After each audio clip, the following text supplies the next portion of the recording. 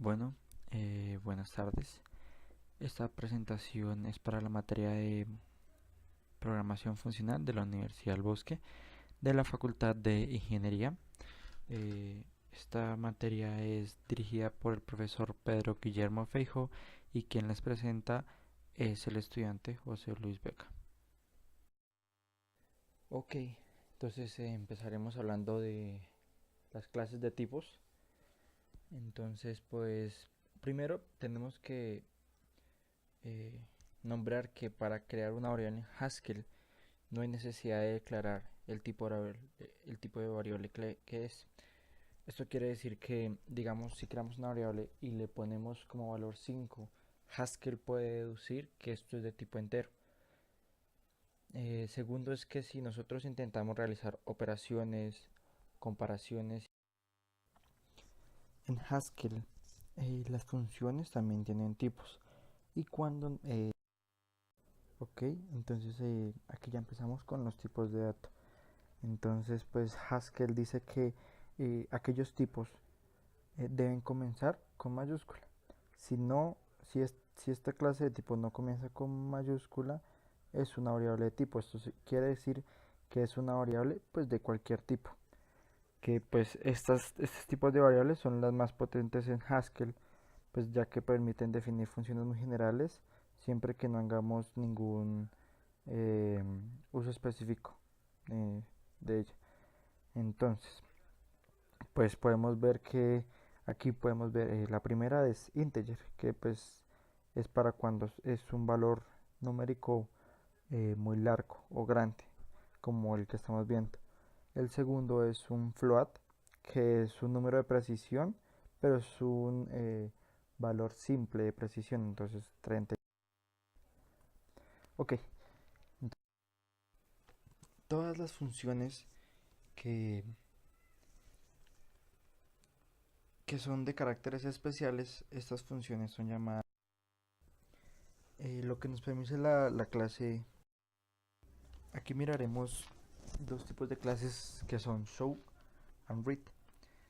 Entonces, pues show, básicamente esta clase lo que hace es representar por cadenas. Entonces, pues lo que hace es, digamos, el ejemplo, show 3. ¿Qué es lo que nos va a retornar? Pues es el mismo valor pero en un string, por lo que podemos ver que está dentro de comillas. La siguiente clase es read. ¿Qué hace read? El, el- es como la clase opuesta de show. La función read toma una cadena y devuelve un valor del tipo que es miembro read. Entonces podemos ver que aquí le podemos decir que read true o false. Lo que le estamos diciendo es que queremos. Siguiente, pues miraremos las clases en NUM y Bounded. Eh, las clases en NUM, estas tienen que estar organizadas. La ventaja es que, pues, nosotros podemos decir que con enum podemos usar listas aritméticas. Es decir, que, pues, tienen definidos los sucesores y los predecesores. Por lo que, pues, podemos usar las funciones sub y pred. Eh, las clases son booleano, char, integer y pues entre otras.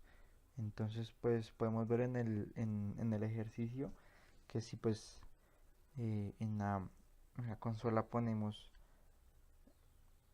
que nos traiga un arreglo o una string entre A y E, nos traerá A, B, C, D y E, igual que entre 3 y 5, 3, 4 y 5. La segunda es bounded. Esta, esta clase, ¿qué es lo que nos dice? Nos dice como ya entramos en la parte de la sintaxis en las funciones. ¿Qué consiste este punto? Es que pues debemos especificar en cada línea el valor que puede tomar esa función o que puede volver. Entonces pues miremos digamos el primer ejemplo con la primera función.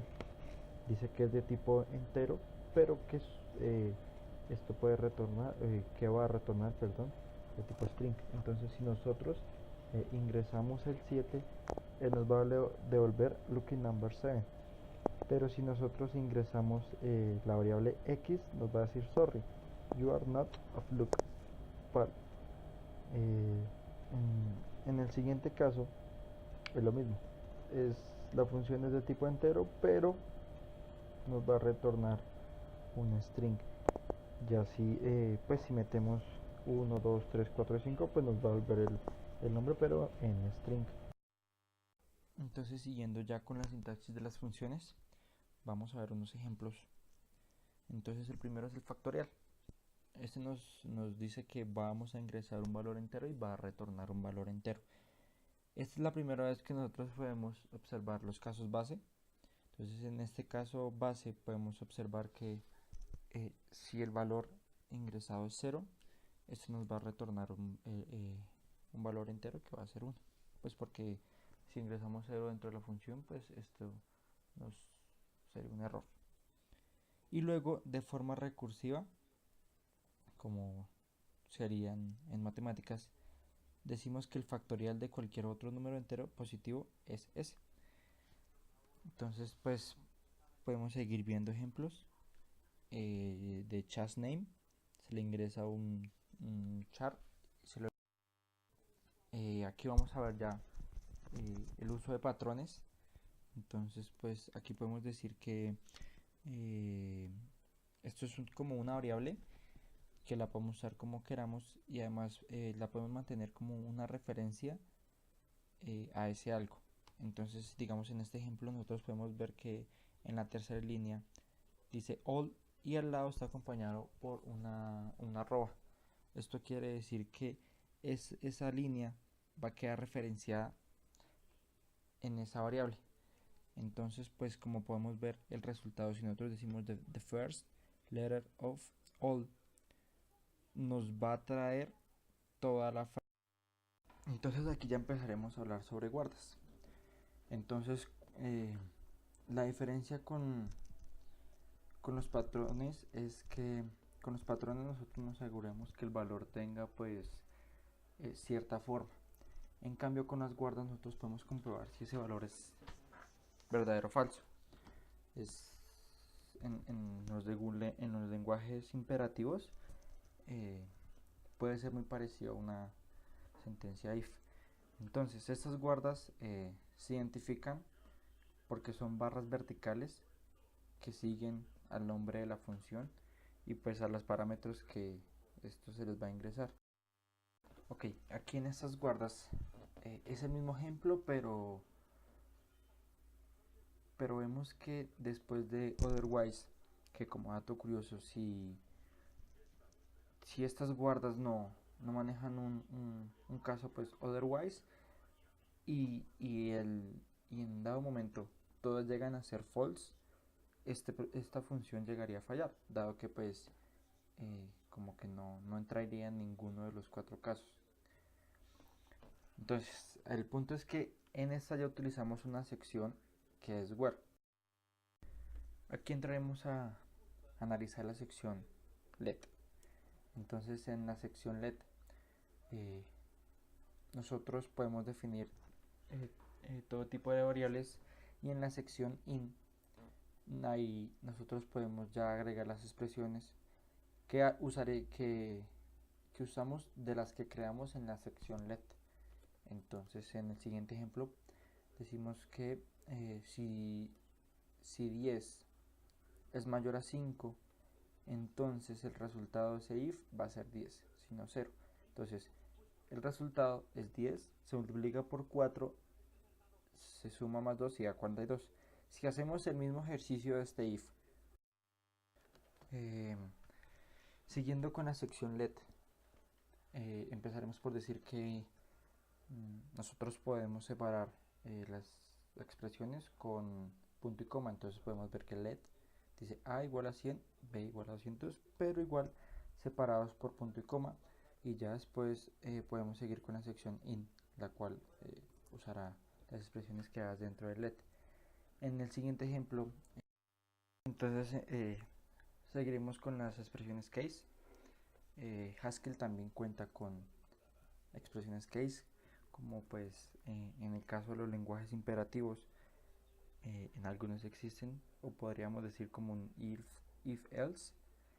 Entonces, ¿qué es lo bueno de las expresiones case en, en Haskell? Es que no solo podemos evaluar el posible valor que va a tomar esa variable, sino que también podemos evaluar a trozos de códigos basándonos en su valor. Entonces, pues, digamos, el primer ejemplo. Cuando la lista está vacía, él arrojará un error y nos dirá que la variable que entró pues va a quedar asignada. Pero entonces en el siguiente caso nosotros podemos decir que si la variable, o sea, hacemos un case para la variable xs, pero entonces decimos que si es, empezando ya con el tema de la ok, entonces para hablar de la función maximum decimos que eso toma una lista de cosas que pueden estar ordenadas, es decir, de la clase de tipo ort y de volumen más grande. Entonces, sencillamente, pues, si se hiciera de la forma del lenguaje imperativo, pues se haría con un while o un for que recorriera toda la lista y se guardara en una variable que compararan un if si es mayor y se guardarían en una variable. ¿Cómo se hace acá? Entonces, bueno, primero creamos la función. Segundo, le decimos que si pues la lista es vacía, pues no hay nada que comparar. Tercero, le decimos que si solo hay un valor en esa lista, pues el mayor de esa lista es el mismo valor. Ok, entonces aquí miraremos la función replicate and take, que usan claramente recursión. Entonces, empecemos por replicate. Replicate lo que hace es que toma un elemento entero y devuelve una lista que contiene varias repeticiones de ese mismo elemento. Entonces, si le decimos replicate 3 y 5, entonces devuelve una lista con tres valores que van a ser 5. Y pues en este caso dice que si n o el valor que le entra es menor a 0, pues la lista es vacía, y otherwise, que ya sería el último caso, utilizaría la recursión para empezar a armar el número de veces que nosotros le especificamos. La siguiente función es take. ¿Y qué es lo que hace take? Es tomar una lista y devolver ciertos elementos de una lista. Nosotros podemos especificar cuántos elementos de esa lista queremos. Entonces, si le decimos take 5, aquí analizaremos dos funciones que van a ser reverse and repeat. Reverse simplemente lo que nos ayuda es a invertir la lista que nosotros le ingresamos, y pues el caso base de esto es que si la lista es vacía, pues el inverso va a ser pues vacío. Y ya en el tercer caso, pues eh, eh, pues utilizaría la recursión. Otro caso base que podríamos utilizar ahí es que si nos entregan una lista vacía, nos entregan una lista con un solo valor, la lista sería el mismo valor. O sea, no quiere decir que en este caso, si uno ingresa ese valor, salga error, no, pero igual se puede utilizar como caso base. Seguimos con zip and element. Zip, toma dos listas y las combina. Entonces toma la lista A, toma la lista B, y el resultado va a ser pues A y B. Entonces el caso es que si la entrada de la lista A es vacío, pues el resultado es vacío. Igualmente, si la entrada de la lista B es vacío, es vacío. ¿Qué pasa con este zip? Si entramos dos listas, una mayor que otra, lo que va a hacer zip es la lista mayor la va a convertir al número de elementos que tiene la lista menor. Con ese caso, pues ya las puede combinar y pues no tendrá error. Y element lo que hace es tomar un valor. Digamos, aquí podemos ver que toma A, y lo que hace es pues buscar dicho valor en esta lista. Entonces pues nuestro primer caso es que la lista sea vacía, entonces en este caso pues ese elemento no va a estar en esa lista. En los siguientes casos pues ya buscará este elemento en esta lista y nos dará. Ok, Quicksort lo que nos ayuda es a ordenar eh, una lista que nosotros le ingresemos. Entonces digamos, lo que hace es tomar primero la cabeza de esta lista y los valores menores almacenarlos en un arreglo a la izquierda y los valores mayores, perdón, en un arreglo a la derecha. Entonces lo que hace es que sigue haciendo este ejercicio hasta que pues desglose toda la lista. Entonces digamos, en el ejemplo de la izquierda ahora toma el 1, deja los mayores a la derecha, y luego en este caso toma el 4, deja el 3 a la izquierda. Al final se va a unir o se va a sumar o bueno, como lo quieran tomar, y este arreglo va a quedar ordenado. Eh, Esto es una forma de los métodos de programación, como lo son burbuja, inserción, selección, entre otros, y siempre se ha optado porque es uno de los más eficientes. Entonces, en conclusión, de lo que acabamos de observar es que la programación en Haskell tiene como principio los casos base, dado que pues eh, como no manejamos sintaxis while ni en estos casos, pues nosotros tenemos que decirle al programa que haga esto en caso de que pase esto.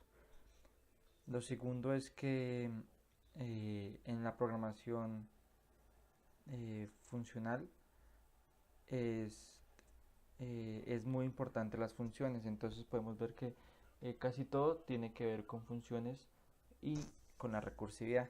Podemos ver que las líneas de código se reducen extremadamente al intentar programar cierto problema o programa, y que si a Haskell no le decimos qué debe evaluar, él por consiguiente no lo va a evaluar. Ok, estas son la referencia bibliográfica que usé, y pues muchas gracias por su atención.